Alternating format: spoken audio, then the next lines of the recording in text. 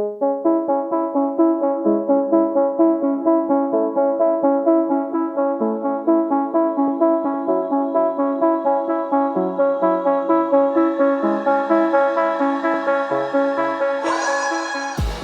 and welcome to the Blackout podcast, where I get to talk to amazing people that do amazing things. And today I have Danielle Bird, a mental health advocate. Thank you so much for coming. Thank you so much for coming to the Blackout podcast. But you are, because I reached out to you because your Instagram, you have really, really cool photos, but it's the captions that pulled me in, and it's so raw, so real. Why do you share so much first off? Because I think that, first of all, thank you for having me.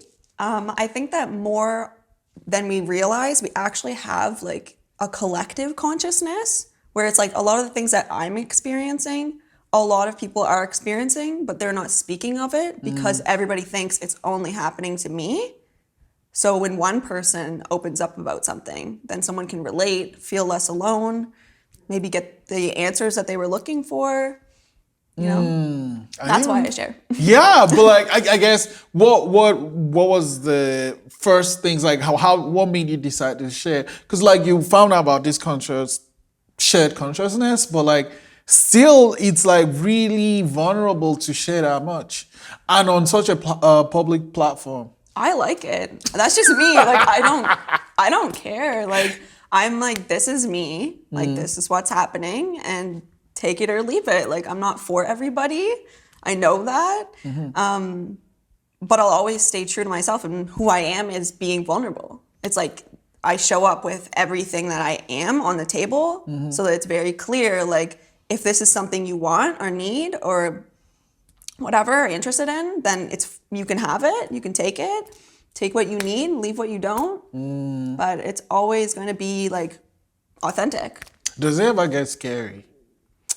I think sometimes what the fear inside my head sometimes is why am I doing this as thinking nobody cares almost, or it's not so much I'm scared people are going to make fun of me because I don't care about that anymore, but it's am I actually saying things that are actually helpful? Am I wasting energy?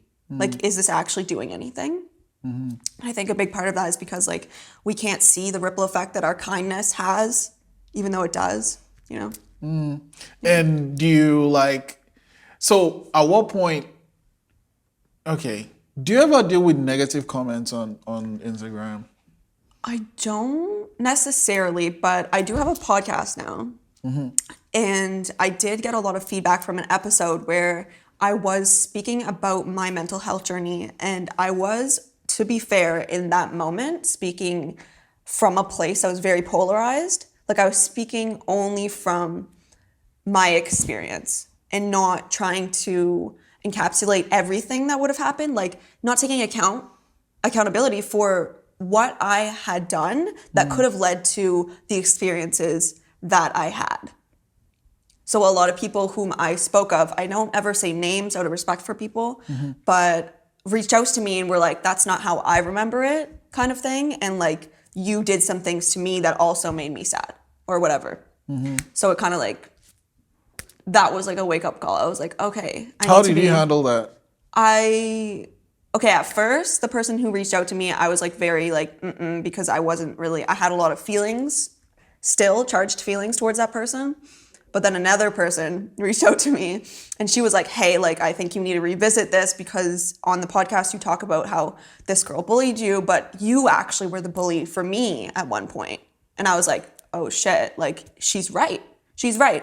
And I think a lot of the time when we hurt people, we don't want to remember that. We don't want to take accountability for that, especially if we've been through a lot of things that were painful, because we want to not fall back into that place. So making ourselves feel like a good person, quote unquote, allows us to stay away from that space of I'm a bad person, I'm miserable or whatever. But after that second person reached out to me, I kind of was she's right. So I was you know what, maybe I did go against this too much of on my chair, on my throne or whatever. I could do no wrong when that's not true. So I reached back out to the first person who reached out to me and was like, look, I understand, like, et cetera, et cetera.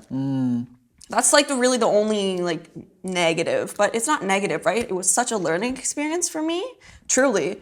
And this happened like a few months ago, not even a few months ago. I want to say like a month ago, where I was like, oh my goodness, I don't like being so polarized. Like, I don't think that that is the truth, because it's like we create our own realities. And like, this girl came and reached out to me because I had a lesson to learn that was like, hey, you're not that much better than everybody. Like, calm down, right? And I think there was a part of me, an ego part of me, that was like, this person hurt me and I am better. Like, you know what I mean? Like, that part of me that was like really there. And I was like, I don't like that. Like, it's not true.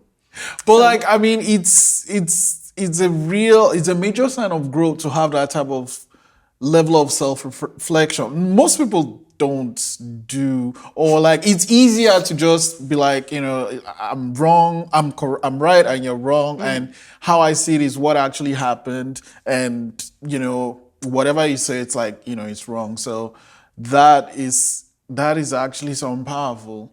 Why did you decide to start a podcast? And what is it called? Oh, it's called You versus You. Oh.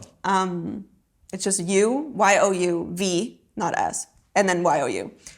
I started a podcast because I realized how many people enjoyed listening to me on my Instagram stories, is where I'd usually go. But I talk so much where it's like nobody wants to sit there and watch an Instagram story that's like 30 minutes. Yeah. Like, and I wasn't doing that, but I was like, I have a lot to say that could help someone maybe. And really just like speaking about my experiences more so than like, this is what you should do, like, you know, to just let people know that like mental health is so important. It's so crucial. And it's like the backbone of everything in your life, because what is your reality? Your reality is literally your perception, which is your mindset, which is your lens that you're looking through. So it's like things that you think will manifest into your life eventually if you think about them so much that you like create that neural pathway that is so strong. So how do we fix things in our lives? We go back to the root of like, what is the story I'm telling myself? How is this playing out in my life? What scenarios is it coming up that I can choose a different option within so that I can grow? Really. And what's the process for your podcast? I just have a mic and I just record on my computer. Yeah, no. I'm like, that's what I do. Well, are you saying like, do I like outline things? Exactly. Yeah, okay. Yeah. It takes a second sometimes to get what's going on. It depends. It really depends. And I try to stay not so structured. Like, I'll have bullet points just to see like if I'm feeling like I'm gonna go off the walls. But I am very a tangent person, so it's just like assumed if you know me and you're listening to my podcast that we're going off. We're going everywhere. I have like the squirrel brain, but it's okay. So for the most part, I do try to like stay on track, but I also want to bring that authentic aspect to it. So I'm like, I don't have a structured release date because I go with the flow. Yeah. If I'm not feeling it, then I'm not showing up fully as myself. And like, I want the listeners to have my full energy, my full, like I want to show up in the way that I hope they show up in their lives. Right? And part of that is like respecting your energy when it's not happening. And just taking care of yourself and then waiting for it to come back. But how do you, I guess... How do you know when that energy's there? Like, you feel it. You're like, I'm excited. And when it's not there, I was going to ask how you know when it's not there, though. Because you're, like, sitting there and you're going, like, I don't know what to say, and, like, I don't want to do this. Like, you know what I mean? I'll find my voice is, like, very monotone. Like, I have no character with it. I'm just like, I'm so not in this right now. Like, and then you just got to respect that and know that everything cycles in life and it'll eventually come back. Oh, and so how did it start for you, though? Like, do you remember what it was like dealing with the things you deal with and then deciding, you know, I'm just going to share it? It was a long process. Like, for as long as I can remember, I want to say, like, what grade was it? I want to say like grade school. I've always been more attuned to what's going on in my inner world. And I think when you're younger, you absorb things like a sponge. Everybody does. Maybe not everybody. That's a big generalization. But from my perception, people do absorb things, like children absorb things. And I would take all of that in and like own it as my own. And so I think a lot of mental health issues come with that by internalizing things. Oh, yeah. You know? So for as long as I can remember, I've always had to, I don't want to say try harder, but be more aware of my mental state and how easily it could be changed by my environment. So it wasn't like a direct, like, I'm going through this, let me talk about it. It was like, oh, we're talking about like 15 years of like, what the fuck is going on with me? Like before I came to a space where it's like, I've gone to enough therapy, et cetera, that I feel okay again. Now I want to help people. I was actually going to ask that, but you already said, so like, did therapy help? And Definitely. Therapy did definitely help, because there was a time in my life where I was 100% suicidal. I was just like, I'm done. Like, I have nothing left in me and I don't care anymore. And at that point, it's like imperative that you see someone, because like that's not the truth of who you are. Like you are so like amazing, and like your mind can play games on you. And you really do need to ask for extra help in those moments. And like, you know, it can be sometimes difficult for some people to ask for that help. What are some things you could say that will make it a little bit easier for people that need the help to reach out for help? Really, like, you don't need to go see a therapist or anything like that. You can just talk to someone that you trust. That's basically the bottom line, is someone that you can actually trust. Someone that you know, like, cherishes you for who you are. Because a lot of the time, what we really need is just someone to listen. Someone to listen and just to validate, not to give us solutions, but to be like, wow, like, you are hurting. I can see that you're hurting, and I can see that you're struggling. And I'm here for you, and I love you, right? That's really like all we need to hear all the time. But we live in a society where it's like, what's the problem? What's the solution? What are we gonna do? Like, go, go, go, go. Where it's like, no, we have to just like stop. Sometimes the best thing to do is just pause, just to be with yourself. And then the flip side, how to handle when like someone trusts you enough to share that with you. How would you say would be the best way to handle that? Like this, what I just said, probably, like, I like validate what they're feeling. And if you don't understand, ask questions, right? Like, don't make assumptions. Ask, like, how can I best help you? Is there something that you need? Like, specifically, it's okay for you to be and feel whatever you're feeling. Like, it's mostly focused on like radical acceptance. Because a lot of the time we think that like, oh, I don't want to feel this way, so let me like escape it. Let me push away from it. But anything that you are resisting will persist. And as you're resisting it, you are feeding it so much energy. It's like things thrive in secrecy and in isolation.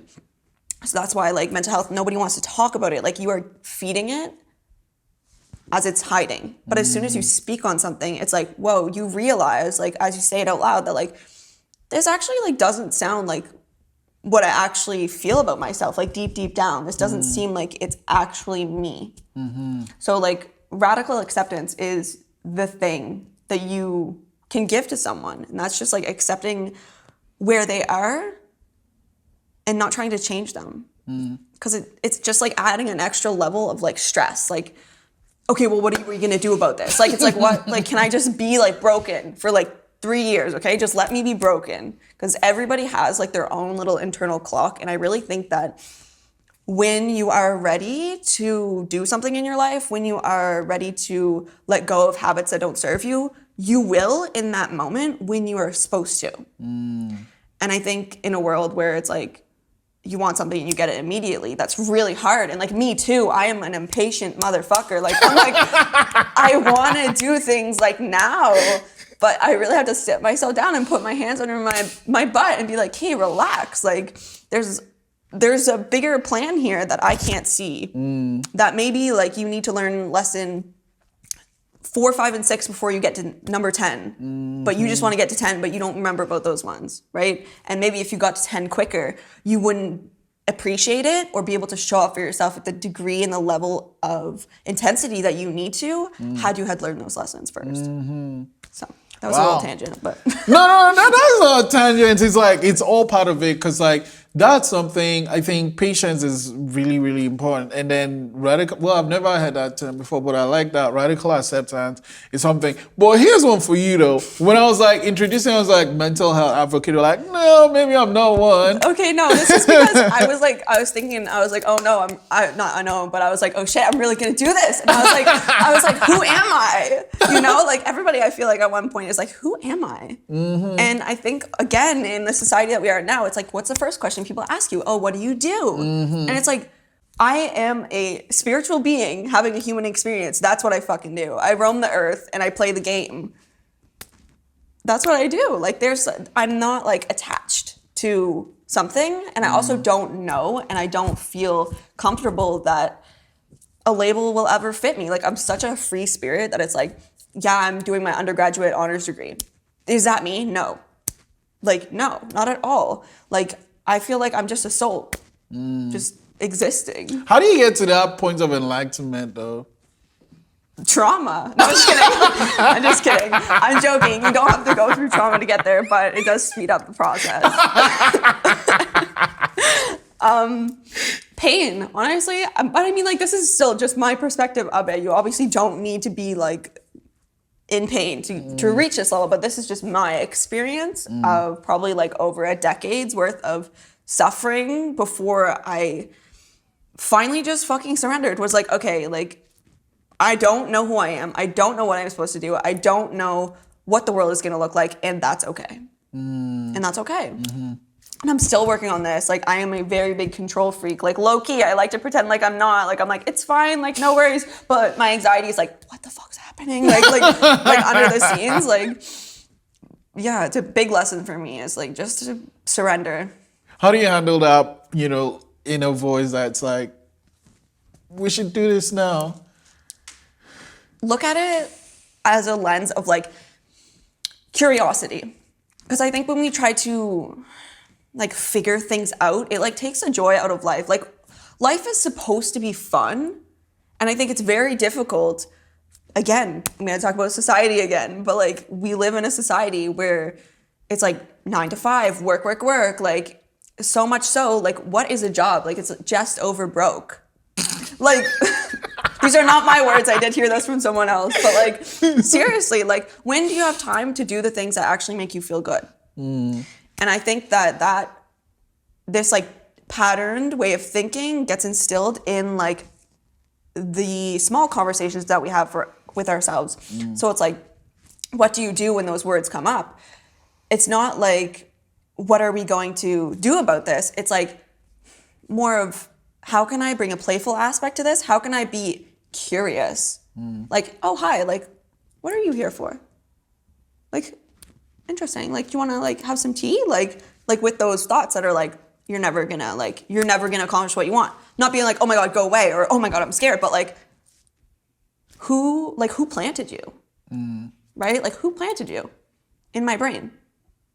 Because a lot of the times the way that we talk to ourselves, especially when it's in like a degrading or a negative way, we don't even recognize that these may have been words that people have spoken to us. Like you notice how if you watch a movie or you listen to music, you'll be singing the song in your head for a long time and it'll just spark. Those weren't your words. And it's the same way where it's like people can say mean things to us, we internalize it and we hear what they said in our voice. So we think it's what we think, but it's not. So it's like radical acceptance, playful and curiosity towards yourself. Yeah. There was another one, but it totally just left my brain, but it's okay. It's okay. Okay. Yeah, this is really eye-opening, but I think we should actually make this a series. But I'm going to end it with this, though. When you get to the point where it's like you do all the right things, I'm like, hold on, there's no right or wrong, though. You're in a trap. But it's okay. Yeah, well, okay, so I'll just get to them. You do all the right things, so it's like nothing is just working out. Like, what do you do then? What do you mean? Like you've ticked all the boxes. Exactly. I journal, I walk, and it's like, fuck, my brain is still fucked up. But it's like, what is the goal here? Like to get feel good, better, get better. Okay, then I think again it has to be acceptance and trust yourself and the universe that when you are meant to shift into something else, you will be able to. Because low key, when you're like, I'm ticking the boxes, you're going at it in a way that's so like masculine energy. It's like, go, go, go, like, let's get better. Where it's like, maybe like hop into that feminine energy that's like, okay, like I'm tired of trying so hard and I'm just gonna let myself be fucking sad. Like, just let yourself feel like shit for however long it takes for it to slowly get better. Because it really sometimes takes to get to the rock bottom for some people, or it takes for you to wake up one day and be like, enough is fucking enough. Like, I'm done being scared. I'm done being anxious. I'm done being XYZ. And are there extreme cases? Of course. Like, there's extreme cases where it takes a lot of support, a lot of medication maybe. Like, those are extreme situations. But for someone who's just like, I don't know, like someone who's just not that severe, like you really have to kind of coach yourself internally and be like, I'm going to have to start choosing the opposite of what I've been doing internally, because it's all in your head. Like, do you not go hang out with new people because you're scared of what they're going to think of you? Go hang out with them. Go hang out with them. You have to do the opposite of what you've been doing, because if you keep doing the same thing, who said that quote? It was like, you keep doing the same thing over and over again. It's insanity or something. Yeah, and like trying to get the different result, like that's insanity or whatever. Yeah. Okay, wow. That's actually really eye-opening. It's one of those things you don't think of, at least when you're in your head. Thank you so much, Danielle, for sharing that. And when is the next You versus You coming out? Like I said, when it comes out. When it comes out. But you can find me on Instagram. BIRDDANIELLEE. And then that's usually where I like link it up. Yeah. Okay. Yeah, thank you so much for coming. I mean, thank you for having me. I'm like, you're welcome.